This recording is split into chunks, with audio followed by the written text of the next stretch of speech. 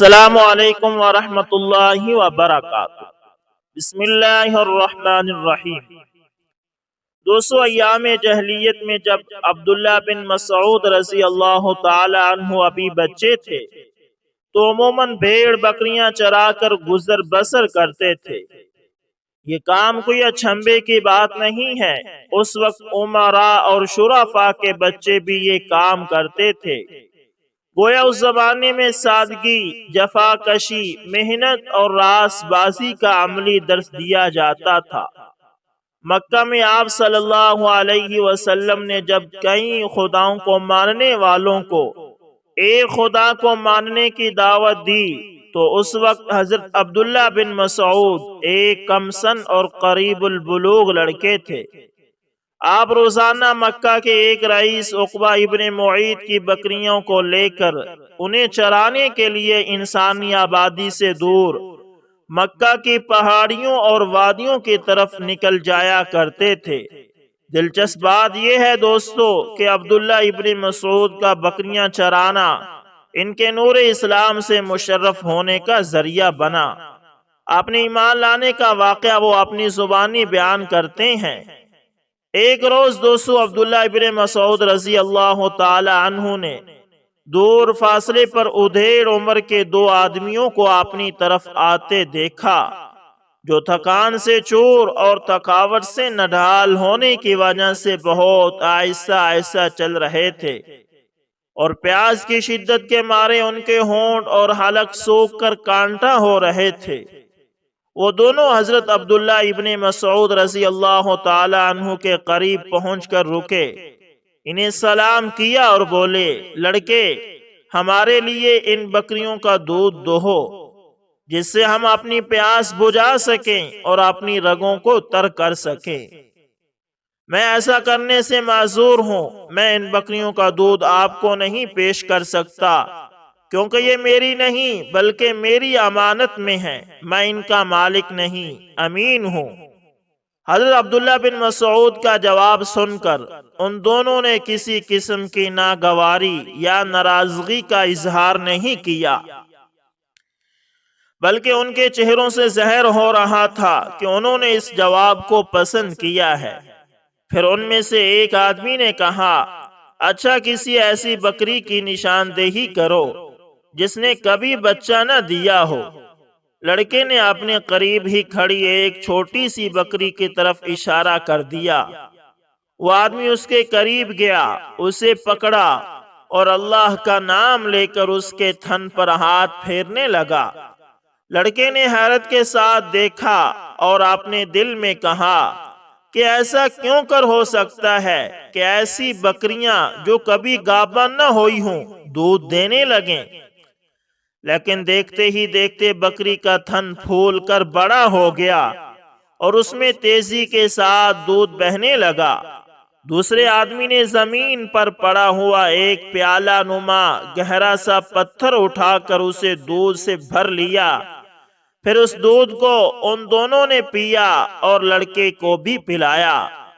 عبداللہ ابن مسعود رضی اللہ تعالی عنہ نے بتایا کہ اپنی آنکھوں کے سامنے پیش آنے والے اس واقعے پر مجھے یقین نہیں آ رہا تھا۔ جب ہم سب لوگ اچھی طرح آسودہ ہو گئے تو اس بابرکت شخص نے بکری کے تھن سے کہا، سکڑ جا، اور وہ سکڑتے سکڑتے اپنی اصلی حالت پر آ گیا۔ اس وقت میں نے اس بابرکت شخص سے کہا، وہ کلمات جو آپ نے ابھی کہے تھے ان میں سے کچھ مجھے بھی سکھا دیجئے۔ تو اس نے کہا، تم ایک سکھائے پڑھائے لڑکے ہو۔ اسی طرح عبداللہ ابن مسعود رضی اللہ تعالی عنہ فرماتے ہیں کہ بدر کے دن حضور صلی اللہ علیہ وسلم نے صحابہ سے پوچھا کہ تم ان قیدیوں کے بارے میں کیا کہتے ہو؟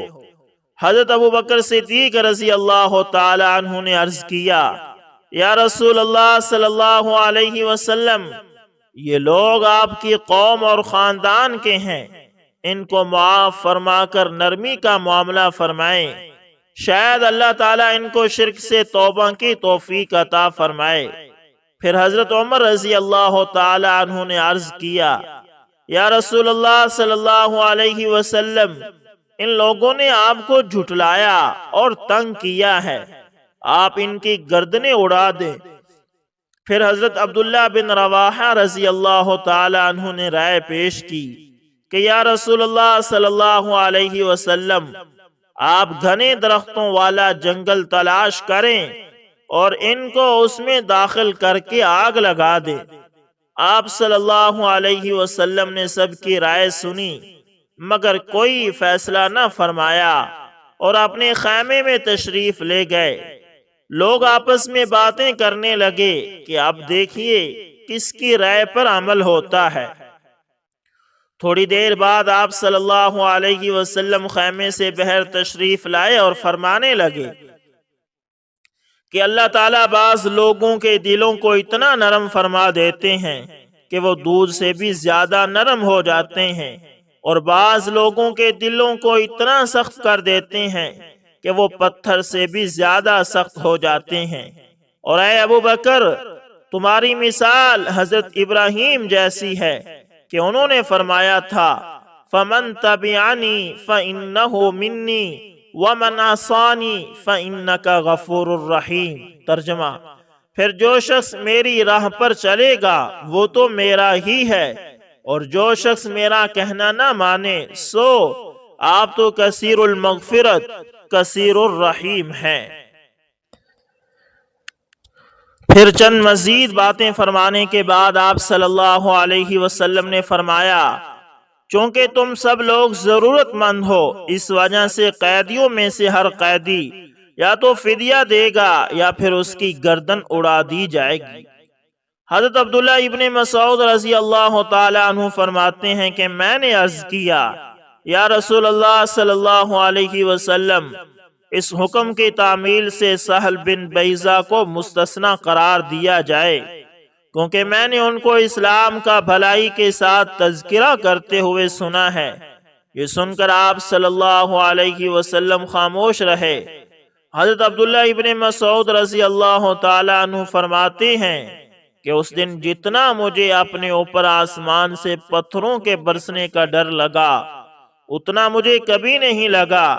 آخر حضور صلی اللہ علیہ وسلم نے فرما ہی دیا کہ سہل بن بیضہ کو مستثنی کیا جاتا ہے۔ فرماتے ہیں کہ پھر اللہ تعالیٰ نے ما کان لنبی ان یکون لہ اسریٰ سے لے کر 2 آیتیں نازل فرمائی۔ دوستو، حضرت عبداللہ بن مسعود رضی اللہ تعالی عنہ نے مدرسہ رسول سے علوم قرآن کا درس لیا۔ آپ صحابہ کرام رضوان اللہ علیہم اجمعین میں سب سے بڑے قاری اور قرآن کے سب سے بڑے رمز شناس اور شریعت الہی کے سب سے بڑے نکتہ داں تھے۔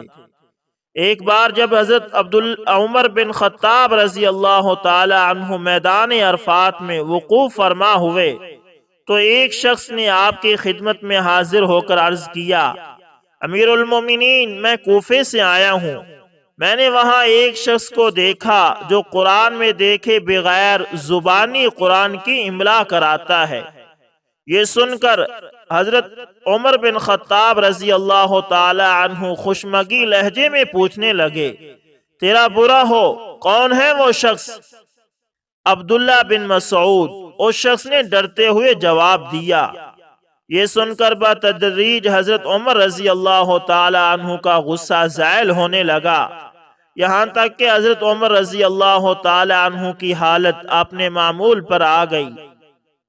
پھر آپ رضی اللہ تعالی عنہ نے فرمایا باخدا میں نہیں جانتا کہ ان سے زیادہ کوئی دوسرا شخص بھی اس کا حقدار ہے۔ اس کے متعلق میں تم سے ایک واقعہ بیان کرتا ہوں۔ پھر حضرت عمر بن خطاب رضی اللہ تعالی عنہ فرمانے لگے ایک رات کا ذکر ہے کہ رسول اللہ صلی اللہ علیہ وسلم ابو بکر رضی اللہ تعالی عنہ کے یہاں تشریف فرما تھے۔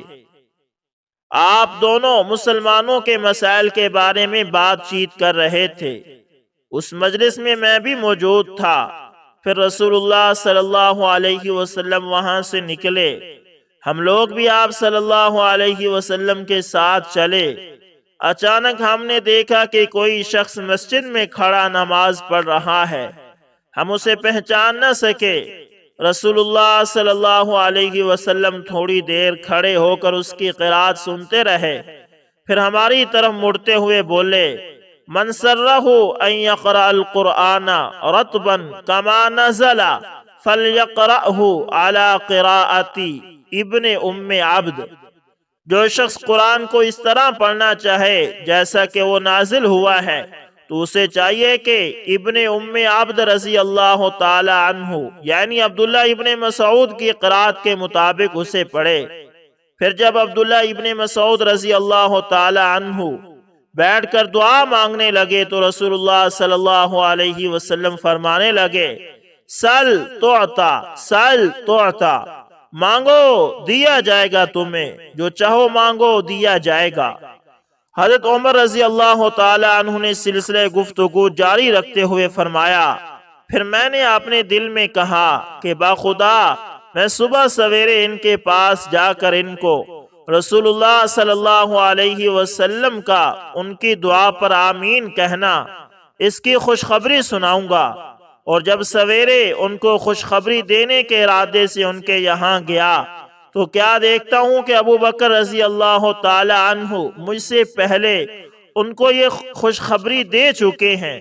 خدا کی قسم میں نے جب بھی کسی خیر میں ابو بکر رضی اللہ تعالی عنہ سے مسابقت کی کوشش کی، ابو بکر رضی اللہ تعالی عنہ نے ہمیشہ مجھے پیچھے چھوڑ دیا۔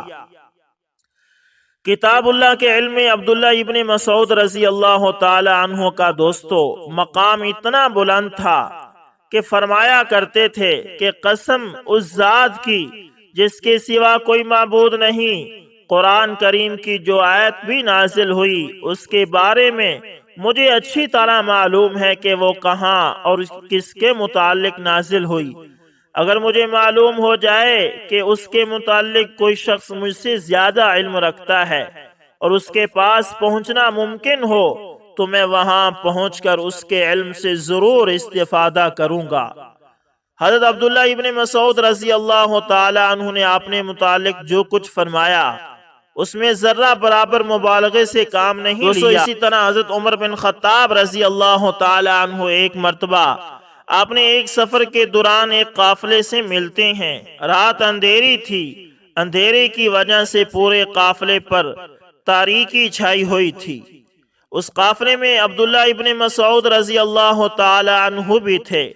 حضرت عمر رضی اللہ تعالی عنہ ایک شخص سے کہتے ہیں کہ پوچھو اس قافلے والوں سے کہ آپ لوگ کہاں سے آئے ہیں اور کہاں جا رہے ہیں؟ عبداللہ ابن مسعود رضی اللہ تعالی عنہ نے جواب دیا، فج عمیق سے۔ حضرت عمر رضی اللہ تعالی عنہ نے فرمایا، اور کہاں کا ارادہ ہے؟ حضرت عبداللہ ابن مسعود رضی اللہ تعالی عنہ نے جواب دیا، بیت عتیق کا۔ یہ سن کر حضرت عمر رضی اللہ تعالی عنہ نے کہا کہ اس قافلے میں کوئی صاحب علم ہے، اور انہوں نے اپنے آدمی سے کہا، پوچھو قرآن کا کون سا حصہ سب سے عظیم ہے؟ حضرت عبداللہ ابن مسعود رضی اللہ تعالی عنہ نے فرمایا، اللہ لا الہ الا هو الحی القیوم لا تأخذہ سنۃ ولا نوم۔ اللہ وہ زندہ جاوید ہستی ہے جو تمام کائنات کو سنبھالے ہوئے ہے، اس کے سوا کوئی خدا نہیں، وہ نہ سوتا ہے نہ اسے اونگ لگتی ہے۔ حضرت عمر رضی اللہ تعالی عنہ نے فرمایا، قرآن کا کون سا حصہ سب سے زیادہ محکم ہے؟ حضرت عبداللہ ابن مسعود رضی اللہ تعالی عنہ نے جواب دیا، ان اللہ یأمر بالعدل والاحسان وایتاء ذی القربى۔ اللہ تعالی عدل و احسان اور رشتہ داروں سے صلہ رحمی کا حکم دیتا ہے۔ حضرت عمر رضی اللہ تعالی عنہ نے پوچھا، قرآن کا کون سا ٹکڑا سب سے جامع ہے؟ حضرت عبداللہ ابن مسعود رضی اللہ تعالی عنہ نے جواب دیا، فَمَن يَعْمَلْ مِثْقَالَ ذَرَّةٍ خَيْرًا يَرَهُ وَمَن يَعْمَلْ مِثْقَالَ ذَرَّةٍ شَرًّا يَرَهُ۔ پھر جس نے ذرہ برابر نیکی کی ہوگی وہ اس کو دیکھ لے گا، اور جس نے ذرہ برابر بدی کی ہوگی وہ اس کو دیکھ لے گا۔ حضرت عمر رضی اللہ تعالی عنہ نے پوچھا، قرآن کا کون سا حصہ سب سے زیادہ خوفناک ہے؟ عبداللہ ابن مسعود رضی اللہ تعالی عنہ نے جواب دیا، ليس بأمانيكم ولا أماني أهل الكتاب من يعمل سوءا يجز به ولا يجد له من دون الله وليا ولا نصيرا۔ انجام کار نہ تمہاری آرزوؤں پر موقوف ہے نہ اہل کتاب کی آرزوؤں پر، جو بھی برائی کرے گا اس کا پھل پائے گا، اور اللہ کے مقابلے میں اپنے لیے کوئی حامی اور مددگار نہ پا سکے گا۔ حضرت عمر رضی اللہ تعالی عنہ نے پوچھا، قرآن کا کون سا حصہ سب سے زیادہ امید افزا ہے؟ حضرت عبداللہ ابن مسعود رضی اللہ تعالی عنہ نے فرمایا، قل یا عبادی الذین اسرفوا علی انفسہم لا تقنطوا من رحمت اللہ ان اللہ یغفر الذنوب جميعا انہ هو الغفور الرحیم۔ اے نبی صلی اللہ علیہ وسلم کہہ دو کہ اے میرے بندو جنہوں نے اپنے جانوں پر زیادتی کی ہے، اللہ کی رحمت سے مایوس نہ ہو جاؤ، یقیناً اللہ سارے گناہ معاف کر دیتا ہے، وہ تو غفور الرحیم ہے۔ پھر حضرت عمر رضی اللہ تعالی عنہ نے کہا کہ ان سے یہ بھی پوچھو کہ کیا تم میں عبداللہ ابن مسعود تو نہیں ہے؟ تو قافلے والوں نے جواب دیا کہ ہاں عبداللہ ابن مسعود ہیں۔ دوستو، حضرت عبداللہ ابن مسعود رضی اللہ تعالی عنہ صرف عالم، قاری اور عابد و زید ہی نہیں تھے، بلکہ وہ بڑے باہمت، نہایت دور اندیش اور زبردست مجاہد اور میدان کارزار میں پیکر جرت و شجاعت بھی تھے۔ وہ پہلے مسلمان ہیں جنہوں نے رسول اللہ صلی اللہ علیہ وسلم کے بعد سب سے پہلے مشرکین کے مجمع میں بآواز بلند قرآن پڑھ کر سنایا۔ ایک روز مسلمان جب وہ قلیل التعداد اور کمزور ہوتے تھے، مکہ میں اکٹھے ہوئے اور آپس میں کہنے لگے، باخدا ابھی تک قریش نے بآواز بلند کسی سے قرآن نہیں سنا، کون ہے جو ان کو سنا دے؟ حضرت عبداللہ بن مسعود رضی اللہ تعالی عنہ نے فرمایا کہ میں انہیں قرآن سناؤں گا۔ صحابہ رضوان اللہ علیہم اجمعین نے عرض کیا، آپ اس کے لیے مناسب نہیں ہیں، ہم چاہتے ہیں کہ یہ کام کوئی ایسا شخص انجام دے جس کی پشت پر اس کے قبیلے کی طاقت ہو کہ اگر قریش اس کے ساتھ بری نیت سے پیش آئے تو اس کا قبیلہ اس کی حمایت کے لیے اٹھ کھڑا ہو۔ لیکن حضرت عبداللہ بن مسعود رضی اللہ تعالی عنہ نے کہا کہ نہیں، یہ کام مجھے ہی کرنے دو، اللہ تعالیٰ مجھے ان کے شر سے محفوظ رکھے گا اور ان کے مقابلے میں میری حمایت کرے گا۔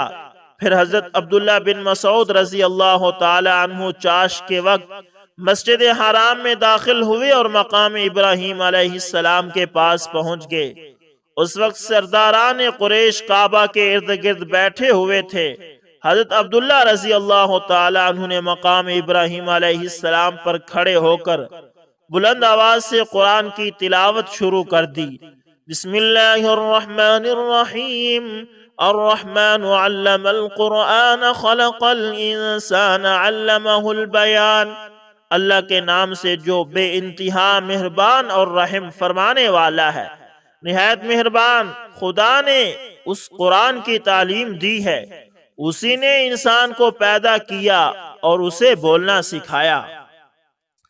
حضرت عبداللہ ابن مسعود رضی اللہ تعالی عنہ کتاب الہی کی آیات پڑھتے چلے گئے۔ آواز سن کر سرداران قریش ان کی طرف متوجہ ہوئے اور بولے، یہ ابن ام اب کیا پڑھ رہا ہے؟ ارے اس کا ناس ہو، یہ تو اسی پیغام کا کوئی حصہ پڑھ رہا ہے جس کو محمد صلی اللہ علیہ وسلم لائے ہیں۔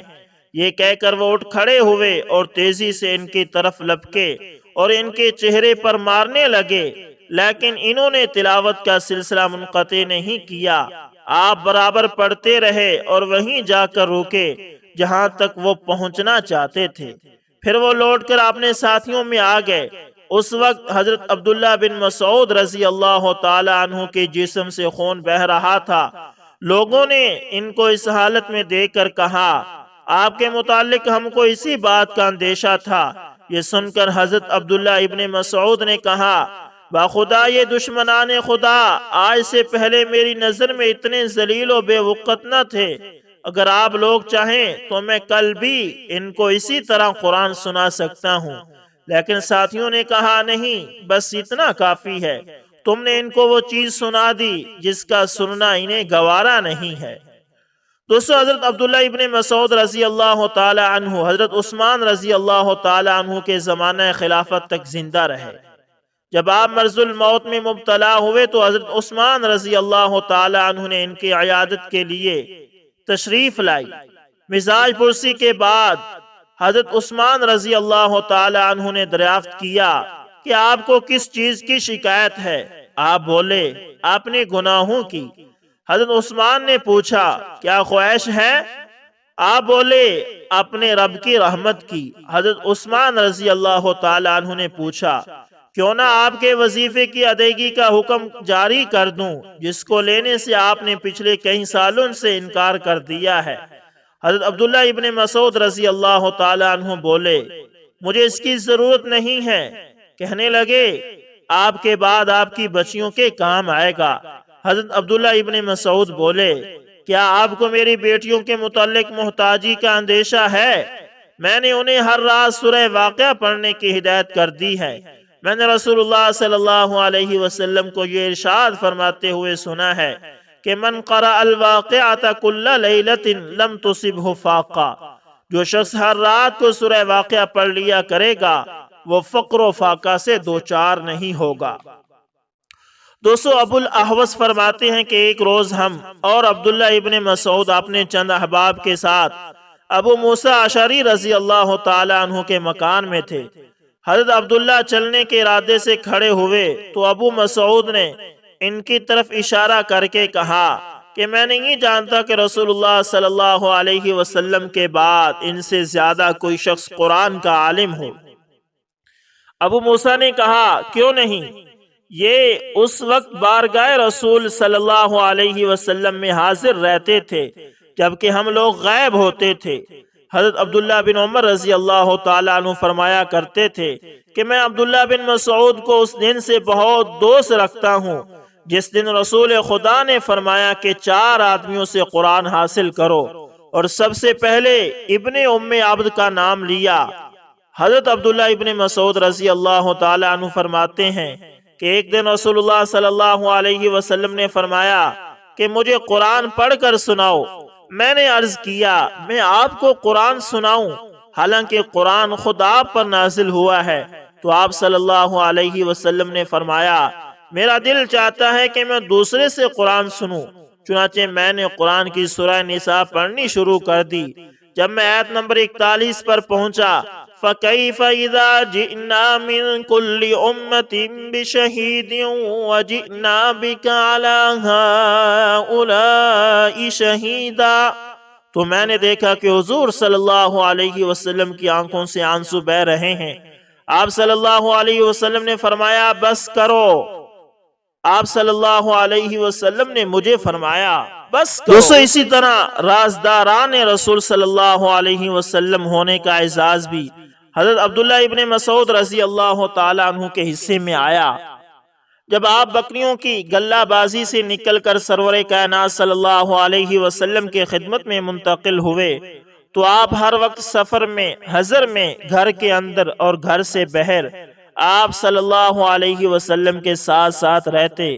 جب آپ صلی اللہ علیہ وسلم سو جاتے تو آپ صلی اللہ علیہ وسلم کو بیدار کرنے کی سعادت بھی آپ کے حصے میں ہے۔ جب آپ صلی اللہ علیہ وسلم غسل کرتے تو آپ کے لیے پردہ کا انتظام کرنے کی سعادت بھی آپ کے حصے میں ہے۔ جب آپ صلی اللہ علیہ وسلم باہر جانے کا ارادہ کرتے تو آپ صلی اللہ علیہ وسلم کو جوتے پہنانے کی سعادت بھی حضرت عبداللہ ابن مسعود رضی اللہ تعالی عنہ کو حاصل ہے۔ جب آپ صلی اللہ علیہ وسلم گھر میں داخل ہوتے تو جوتوں کو پاؤں مبارک سے نکالنے کی سعادت بھی حضرت عبداللہ ابن مسعود کو حاصل ہے۔ آپ صلی اللہ علیہ وسلم کے عصا اور مسواک کی حفاظت کرنے کی سعادت بھی حضرت عبداللہ بن مسعود رضی اللہ تعالی عنہ کو حاصل ہے۔ اور جب آپ صلی اللہ علیہ وسلم کمرے میں داخل ہونے کا ارادہ فرماتے تو اس سے پہلے اس میں داخل ہونے کی سعادت سب کچھ حضرت عبداللہ ابن مسعود رضی اللہ تعالی عنہ کو حاصل تھی اور ان کا خاصہ بھی تھا۔ رسول اکرم صلی اللہ علیہ وسلم کے ساتھ ان کے قرب و تعلق کا یہ حال تھا کہ آپ صلی اللہ علیہ وسلم نے انہیں ہر وقت اپنے گھر آنے اور اپنے تمام رازوں سے واقف رہنے کی اجازت دے رکھی تھی۔ اسی وجہ سے یہ رازداران رسول اللہ صلی اللہ علیہ وسلم کہلاتے ہیں۔ یہ عظیم اور سعادت مند صحابی حضرت عبداللہ بن مسعود رضی اللہ تعالی عنہ رات کے وقت اپنے رفیق اعلیٰ سے جا ملے۔ اس وقت ان کی زبان ذکر اور تلاوت قرآن سے تر تھی۔ اللہ تعالیٰ آپ کی قبر انور پر رحمت نازل فرمائے۔ انا للہ و انا الیہ راجعون۔ دوستو امید کرتا ہوں ویڈیو اچھی لگی ہوگی، پسند آئے تو لائک شیئر کومنٹ لازمی کریں، اور اگر آپ ہمارے چینل پر نئے ہیں تو اس کو لازمی سبسکرائب کریں اور ساتھ میں بیل کے نشان کو دبانا نہ بھولیے گا تاکہ ہر نئی ویڈیو کا نوٹیفیکیشن آپ تک پہنچتا رہے۔ ملتے ہیں کسی نیکسٹ اچھی سی ویڈیو کے اندر، تب تک کے لیے اللہ حافظ، جزاکم اللہ خیر۔